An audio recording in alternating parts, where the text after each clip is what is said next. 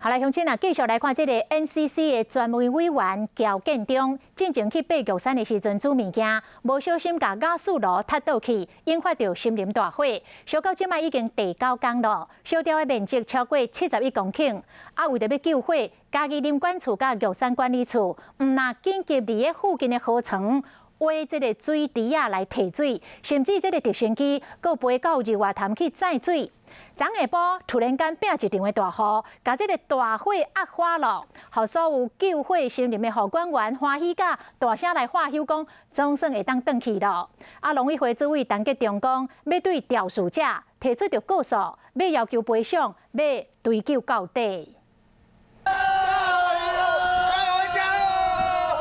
这位森林护管员伫玉山拍火时发现落雨，真欢喜。这场森林大火自16号烧到今嘛，拢也未停。乡乡落一场雨，会使讲是当着时，因为会使避免火果继续烧。继续在扑灭，然后警戒当中。不过，它现在燃烧的几个火点都是在原先的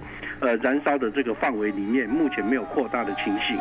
大火点伫大关营地附近，大火原因是 NCC 专门主委乔建中带队登玉山，煮物件时甲雅士炉塌倒造成的。9天已经烧超过71公顷，为了拍火，嘉义林管处和玉山国家公园管理处投入746个救灾人员，毋但到附近河床的污水池提水，直升机阁飞去日月潭载水。